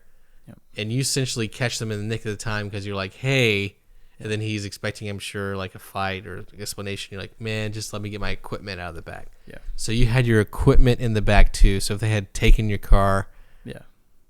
that'd have been real bad. Yeah. So let me go back to actually tell this accurately. So this is the job that essentially could have solved a lot of issues. Taking me from starving to all right, I'm on my own 2 feet. So I actually, to correct myself, I actually got the car repossessed the first day on the job with this gentleman. So at the location, at the shooting location. Before this is morning. This is morning time. I Morning, actually went out to grab a couple of things. Came back in before 10 p.m. Had all of my gear kind of packed, ready to go, and I'm like, I hear a truck outside. You know, check what's up. At this time, I'm thinking UPS or FedEx or something like that. And I'm opening my blinds, and the tow truck literally has already towed my car and is driving away. And so it was that close. Yeah, it was that close. So I'm rushing out the door. Obviously, all of my neighbors are at work already, so there's nobody there. Yeah. I'm chasing this guy. This is 10 a.m. or 10 p.m.? 10 a.m. Okay, 10 10 a.m. And the shoot is starting at 6 p.m. So you got to figure out a way to get there. Yeah. Because you got no transportation. Yeah, no transportation whatsoever. I'm not laughing because that's funny. I'm laughing because it's tragic. Well, okay? I can laugh because it was tragic and funny. That's not funny. That's horrible. Being where I am right now and looking back at it, you know, obviously I made it. All right. Well, good. Yeah, I can't wait to hear how. But yeah, so I'm talking to this gentleman. Then, you know, hey, there's nothing, you know, we can do. You know, call Honda. And obviously, I've talked to Honda, and they just got to the point where, you know, we can't wait anymore. So they took the vehicle. Okay. Had to chalk that up and swallow it, you know, right then and there. I said, well, sir, I have almost, you know, $5,000-$6,000 of gear in the trunk. Can you give me some time to get it out? And at first he was just like, nah. But then I was like, this is my full-time business, sir. Like, come on. And so he was like, okay. So he, you know, backs the car back up. That was very kind of him. If you're listening, Yeah. which you probably, I can almost guarantee you aren't. But people out there who've done good deeds, thank you. Yeah, absolutely. Yeah. So I open the door. I'm just really just grabbing and going and grabbing my gear and just kind of putting it on the concrete and take all my valuables and belongings that I, you know, didn't want to forget. And I say thank you, you know, one more time, and he takes off. And Thank you, sir, for repoing my car. Yeah, right. And you're doing your job. I understand. Yeah. And just kind of that surreal feeling. So did you tell him thank you, though? No. In my mind, I'm like, dude, come on, man. Like, just, bro, come on. No, but I mean, did you tell him thank you? I did. I said, look, thank you for giving me the time to get my gear out, because if I hadn't seen you.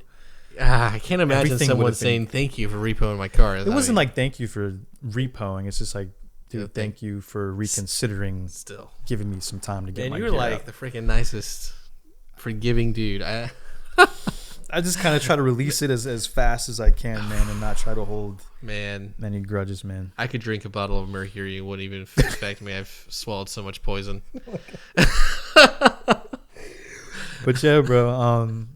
So I gather all my gear, hike it upstairs, calling my friend who's a part of this project with me, who's running sound, and I'm like, yeah, like the car just got repoed, and he's like, and it's like it didn't even faze him. It was just like, bro, it's all love, man. We'll drive together to the shoot. Everything's gonna work out. And I'm just like, did you not hear me? Like, bro, my car just got repoed. I don't have a vehicle. I have a business. You know what I mean? Like, that's it. Yeah. Like, I'm done. But he took you. He took me. So the same guy who took you, and knew your situation, also didn't pay you. No. So this is my friend who actually introduced me to the client. Okay. Me. Yeah. I'm sorry. I'm confused. I got confused. No, it's okay. It's okay. All right. So the shoot, in terms of, you know, what we were doing, was it went well. Yeah. The client had no idea what happened.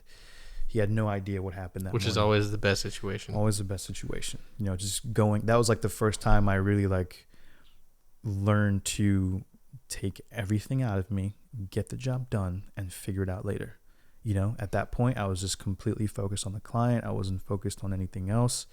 Just getting the job done, getting home, and trying to figure everything out. And this was like a 2 or 3 day shoot, so we were able to figure out transportation, you know, for the rest of, you know, the work times, the work hours. So, you know, there was a dealership across the street from my apartment, and came home one night. And I was like, hey, like let's pull in there and find. Got your Toyota RAV4? Yeah, got Toyota RAV4 just kind of sitting out there with Yeah. an amazing price, and I was like, dude, I don't even have the funds to get this. How am I going to do it? You know, Lord knows my credit score is probably going to take a hit because of the, the car getting repossessed. The repo. Oh yeah, man.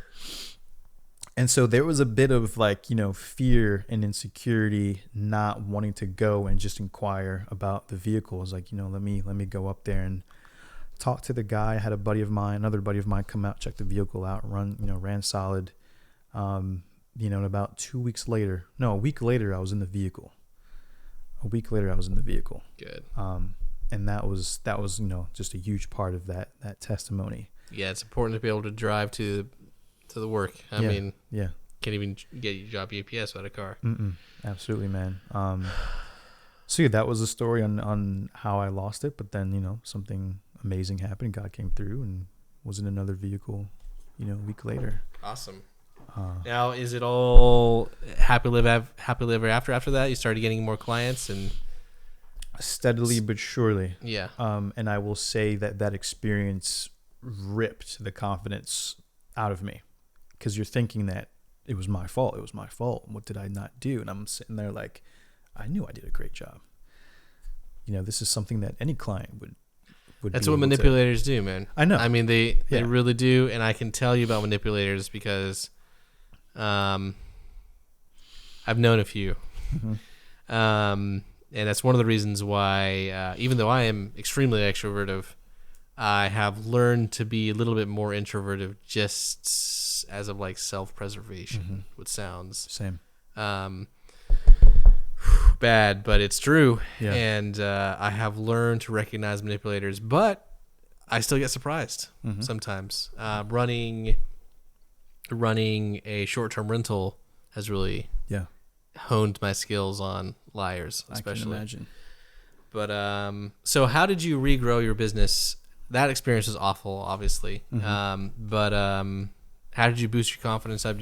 Next client, just one client at a time. Just one client at a time. I kind of went through this odd phase of refinding the true purpose behind why I was doing it in the first place. Yeah. I kind of like lost my place there a little bit. And things were just kind of happening. It just felt like nonstop, like lesson after lesson. And I was like, am I ever going to get to that point where I can just be back on track? And I ran into a situation where I had realized that since the losses that I had suffered from my parents, I could see myself kind of falling down the rabbit hole in terms of mentally stability, and obviously that was affecting how I was producing work, communication, timing, everything. So I went through months of just getting that balance back and refocusing me before I could get 100% focused back into my business. Yeah. And that's something you got to do. I mean, that's what's so hard, especially when you don't have a business that's scaled. Right. Because one of the benefits, there's pros and cons of being self-employed and being a one-man show. But one of the big cons is if you're not ready to work, no one's going to get the work done. So keeping yourself on square footing all the time and always being on your game is a real balance act, man. Like, it's something I've learned more recently. I don't know why I've become recently more or less just, usually I'm always on. Yeah. Like, especially in my 20s, I was just like, I don't care if it's raining. I don't care how tired I am. I don't care how little I slept last night. I'm going to wake up today and I'm going to hit it so hard. And I did. Yeah. But man, I'm not sure after I turned 30, I think it's more in my head, but I've had to kind of like recheck my footing. And I didn't have any parents pass away or anything close to what you had. So once again, all credit to you to But it's also interesting too. I will say that you went through your mom dying and your dad dying. That didn't sound like, I mean, obviously it's a personal thing that you're going to have to go through. Mm-hmm. But that didn't affect you, it seems like, as much as it did a client's taking advantage of you. Like, I mean, obviously it affected you personally, but Yeah. a client taking advantage of you, a complete stranger taking advantage of you, can really, like, throw you for a loop, like, Yeah. get to you. Yeah. It doesn't have to be necessarily a tragic life event. It could be a complete stranger who just really... Yeah. The loss did break me, but I didn't realize it broke me until when that broke me. Yeah.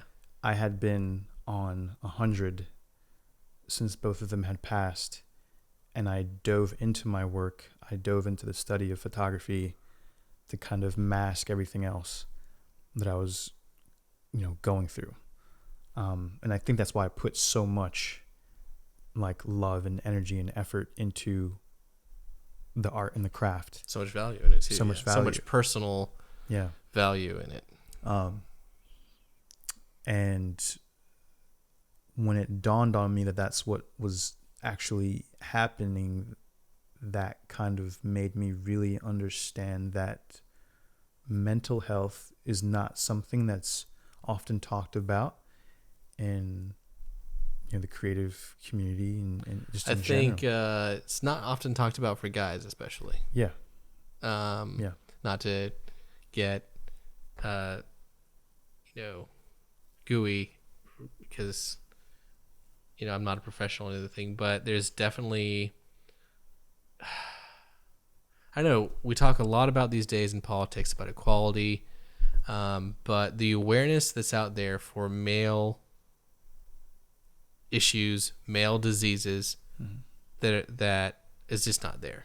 I mean, the male homelessness is through the roof, but there's far more shelters there are for women and children than there are for men. Right. Like, explain that. Anyway, I don't know. Yeah. Yeah. So, especially for someone like you, like who's been through all that, man. Sorry. Let me make sure that's working still. Good. Yeah, it looks good. Cool.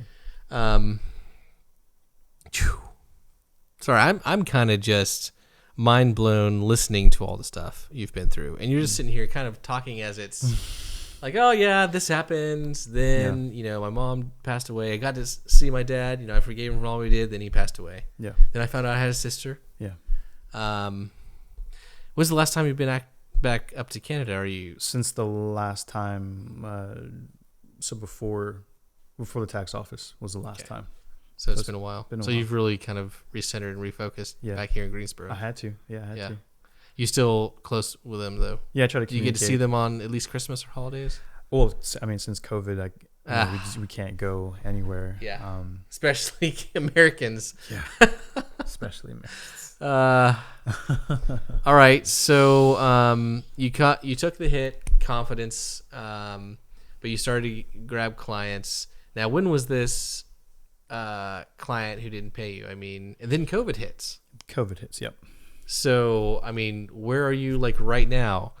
Are you doing okay? Are you getting your bills paid? Obviously, you haven't gotten your Toyota RAV4 repoed. So, no. Things are going pretty good. And if you want to talk, if you're looking for clients, what are the kind of stuff that you do that you're looking? What kind of clients are you looking for more of? Sure. So the beginning of last year into the beginning of this year. So from 2019 to 2020. Yeah. One of the greatest years of right. 2020. Right. My main focus, yes, was about the business, but making sure that I had my head on straight before I attacked this, from a different angle. And there was a point where, spiritually, I wanted that to be at the forefront because it wasn't technically before, For me, it was like, man, sometimes we just get so caught up in what we have and what's going on and how things are going. We just forget about like the creator behind it. You know what I mean? Yeah. Like the gift that you've been given, the insight that you have, the knowledge and understanding that you have. As creatives, we can really take it for granted too. For sure. And for me, that was like above all the most important, aspect to get grounded again. Absolutely. I was dealing with a lot of, anxiety, and at that point, for me at least, was not diagnosed by a doctor, but I had been going through bouts of depression because I knew how hard everything that I had just experienced hit me. And with everything that happened with that client, it made me be still for just enough to realize where I was. Catch it up to you. Yeah, and that's where it caught up to me. And I did what I was supposed to do. Spent time with God. Got back to physical exercise. Started really embracing the things that I love doing. Because sometimes even if things were going well and I'm so invested into my career and the work that I'm doing, you really have to remember who you are at the end of the day. Remember who you are. Remember Simba. And when COVID hit, I was ready to go. I know exactly how you feel. I was ready to go. I was in my step. I was ready to go. Honestly, I won't ever. Yeah. So COVID hit. You're ready to go. Then COVID hits. COVID hits. Everything is shutting down. Again, all the jobs that I had booked had to take a back seat, as with everyone. Yeah. So I picked up some side hustles, did a little bit of website design for people, even did DoorDash for a while, until things started picking up. But then I realized I wanted to rebrand. I wanted to go in a different direction. I was doing a lot of things in terms of niches and markets, and I was like, I'm going to eventually get to a point where I'm going to get exhausted and I don't want to do this anymore, or something is just going to happen, right? Where I'm just like, I'm out. And the last thing I didn't want to happen was to come to a place where I felt like I was a general photographer. That's like a bad place to be in terms of, oh yeah, you go to the guy who can do everything, but the way people perceive it is, oh, he's like Walmart. He's cheap. He does everything. I didn't want to be that. I was never that person, but I didn't want to. That hurts. Yeah. Okay. No, like I didn't want to. No, I didn't want to be in that category. Like I really wanted to stand out. Right. Because when I think of you, I'm like, dude, like this dude's like getting it done. He's in there with the real estate. Like he's grinding. He's showing his productivity on online. And that was like motivation for me to kind of. Thank you. I did notice. I wasn't surprised. I was surprised. Through my 2 or 3 years, I went through a self-imposed 3-year self-improvement thing where I was regularly posting progress and stuff. Mm-hmm. And like a year into it, the 3-year self-improvement program, about a year into it, I realized how many people were like following it, private messaging me. I need to do another thing like that. So it's interesting that it's motivated. Anyway, all right. So you're rebranding. What are you thinking about rebranding, or what are you looking for in your rebrand? Or this is all because of COVID. You have time to kind of like think about this. Yeah. So there's a lot of cluster of work that I have had accomplished over the years, and I kind of wanted to get really secure in what I was doing, because by that point I had done editorial type work, portraits, fashion, headshots, corporate, even a little bit of videography, you know what I mean? And I was just like, and weddings too. And I was just like, I just need to choose one, or if I can't choose one, then two that I'm the most kind of passionate about. And so I literally took months off of Instagram. I think I posted like once, made an announcement that I was like, hey, I'm starting to rebrand, guys, and if you don't hear from me, just know all is well. Please be safe during these difficult times, something like that. And I was just like, I went to work. Right. I went to work. completely stripped down the website, stripped down everything that I had done. I kind of got a bit creative, and I set a lot of my favorite pieces of work on my wall so I could really like just take back and look at everything that I've done. It was kind of, I don't know if you've ever done this, but immersing yourself in your work really shows you. I've really been wanting to do this. Yeah. Where did you get your prints? So I print everything. I print everything. That's right. Mm-hmm. I had some friends who were very creative, and we got some string of LED lights and, put them up on my wall, and kind of got these clothing hangers, small ones, and kind of clipped all my favorite pieces of work, even the memories that I had in between. I think I saw one of your Instagram posts recently where you were editing some photos. Mm-hmm. Yeah. And I think I saw Yeah. that, and I was like, that's really cool. Yeah. Yeah. You're doing some portrait work, I think, for Riza, right? Yes. Yeah, that's yes, right. That's awesome. Yeah, that you you saw remember. that, because when I got back to that phone, You're doing a shut live down. Instagram, right? Yeah. Yeah. Okay. Yeah, I saw that. And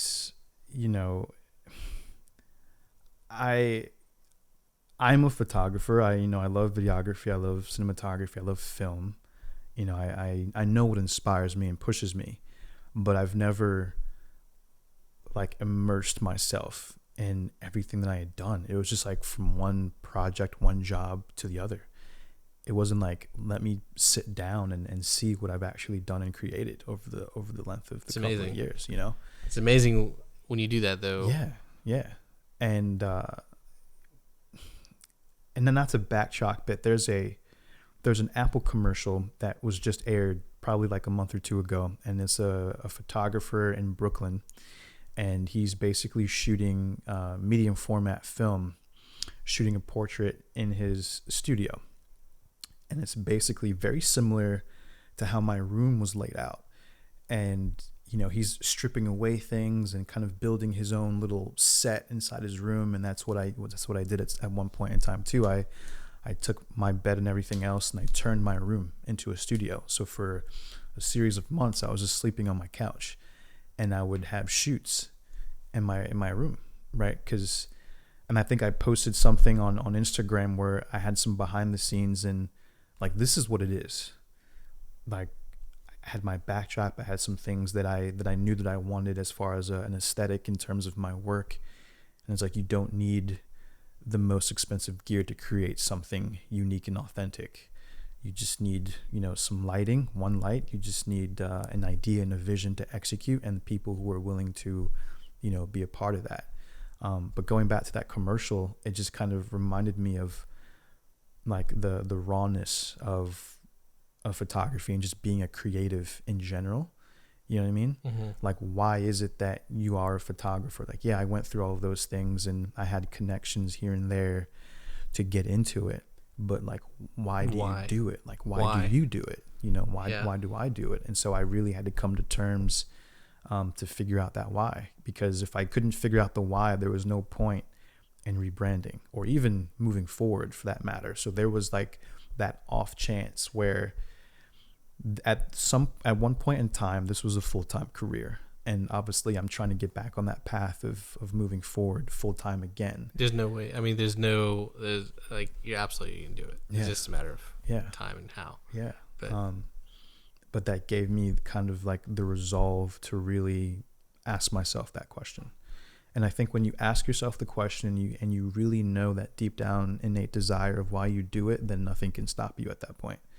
Because now that's where the confidence started coming back. That's where all the ideas and projects started coming back into play. And so I just started writing things down, taking notes, binge watching tutorials, on YouTube. And, if anyone was being productive, like, I wanted to know about like what they were doing, and just for that added, inspiration. So when I came to terms with why I did it, I looked at my wedding, work, and I was like, well, why do I do that?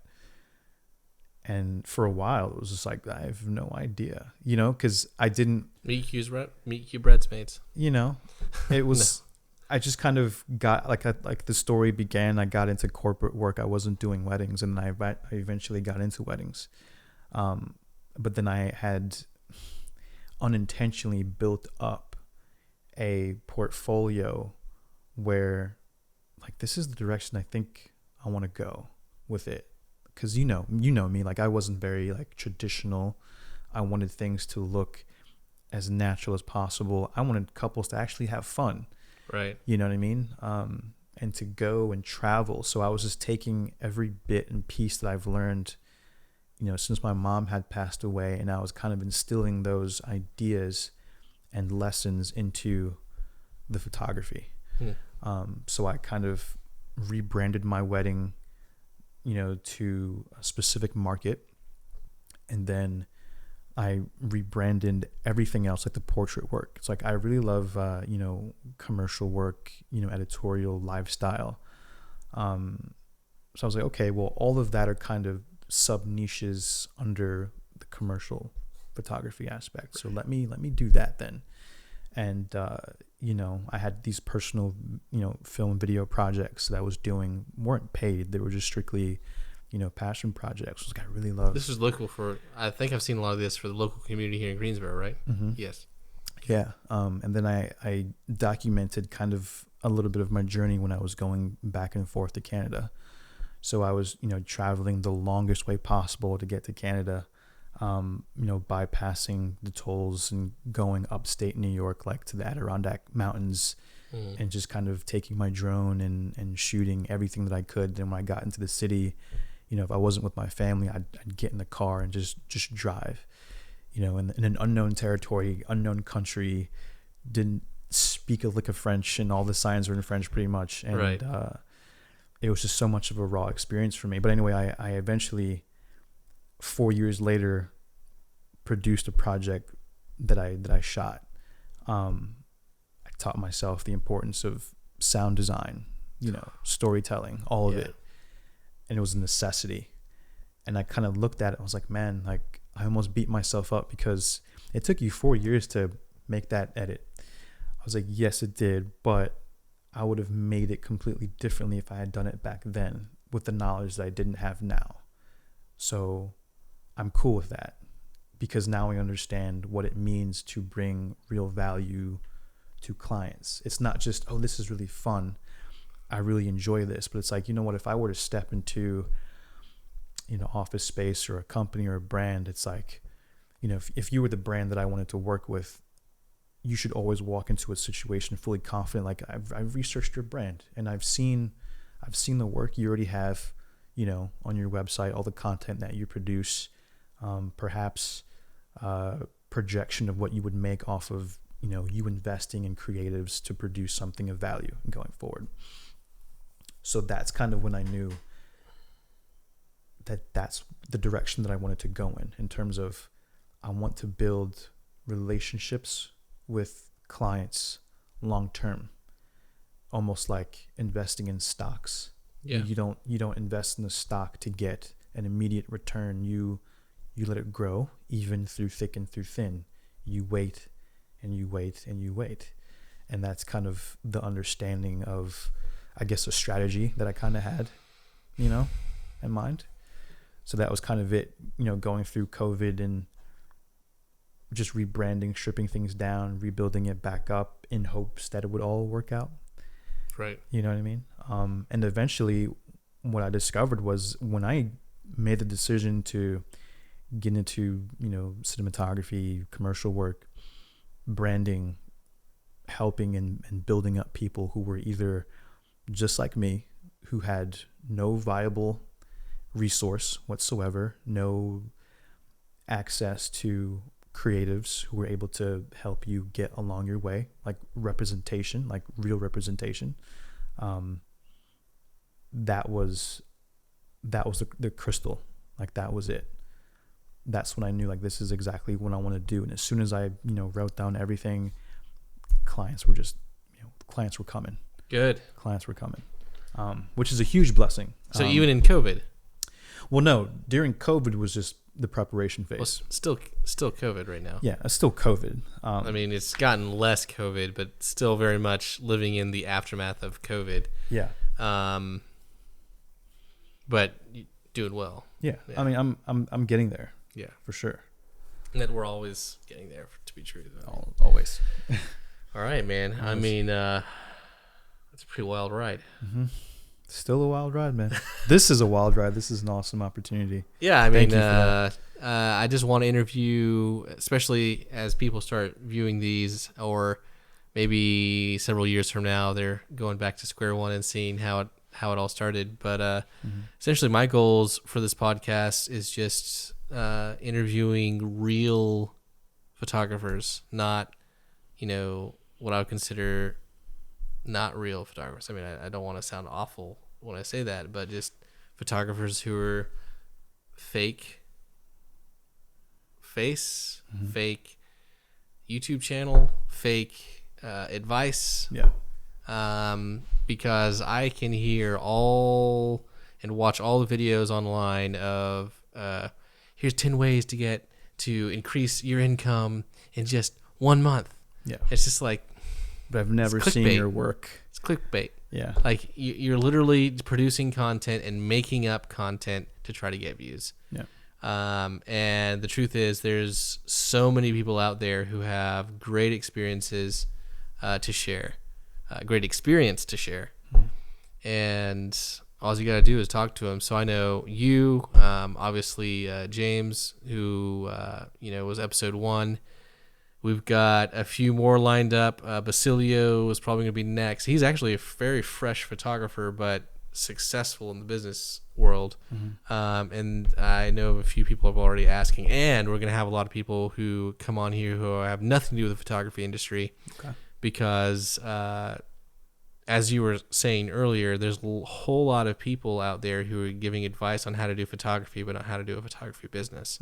One of the best things I learned from one of my mentors, Jeff Amberg, and I'm going to try to get him on here as well, is that if you want to be a successful professional photographer, if you want to make this your living, you've got to think 80%, 80% business, 20% photography. Which I kind of didn't agree with at first, but as I've grown and experienced and learned what he meant by that, I agree with 100%, 1,000%. But anyway, anything you want to add? Any plugs you want to do? Where should they follow you? Your website, if they're interested in what you're looking for as far as the projects you want to do.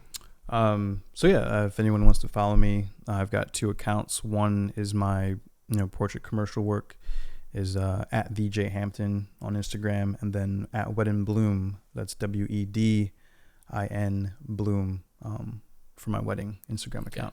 So you are doing weddings. Yes, I am. All right. Nothing wrong with that at all? Nothing wrong. Don't mean that at all. But it's a specific market though. Okay. What kind of specific market? It's more intimate weddings, elopements, traveling, destinational type ones, because I feel like those are the clients who really want to invest in their day rather than investing in just a photographer. Right. And so with that comes a lot of no's to clients who do want to book you. But then it's like you take more initiative in understanding what are the client's needs, what do they want. And in mid-conversation, you kind of figure out like, okay, this person may not be for me, or my aesthetic might not be like the best fit for you, which is fine. I kind of like being at that point because it gives me that option of saying, you know what, I think maybe I could recommend someone else to you. Yep, I do that all the time. You know what I mean? Who might fit you better. Before I was just taking wedding after wedding, job after job. But now it's like I've got that set foundation. I want to do. Yeah. I've got that set foundation to be like, this is kind of what I'm building that I feel in control of, rather than the client is the one who puts value on me. It's the other way around. Cool. Yeah. Do you have a website? I do. So www.wedinbloom.com. Okay. And then jhampton.com for my commercial work. All right, man. It's been great, and thank you so much for hopping on. What time is it now? We're on a Friday night here at 11:30. 11:30. So That's a good conversation. just about 2 hours. Solid, man. Not bad. Solid.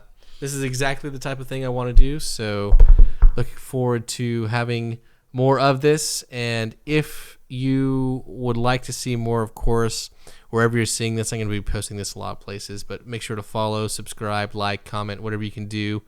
And feel free to leave a comment down below right now, especially since we're just getting this started out. I am going to be responding, reading to everyone's comments. If you have any questions that you want like me to answer, or possibly if you want Jason to answer some, maybe I can even show you some of those comments. We'll be happy to get back to you. But man, Absolutely. this has been an incredible story. Not many people have the kind of story like you have. So congratulations on just working through all that. Obviously, I'm sure there's going to be a lot of challenges in your future as well. But man, nothing that you haven't already faced. Yeah. So Can we give last remarks? Or yeah, absolutely. I'll leave it with you. So I guess this is for everyone, but especially for those who were just starting, in the process of experiencing all these things. I would always recommend to do not be afraid to try everything. And it's not going to be a negative impact on how your business is going to go, forward. It will give you more valuable insight on what you want to do and where you can see yourself marketing wise to be of value to somebody else. So true. Absolutely. And also don't forget to lean in on who you have around you. If you can't find anyone to collab with or work with, look into your own backyard, your own neighborhood, kind of focus on those people.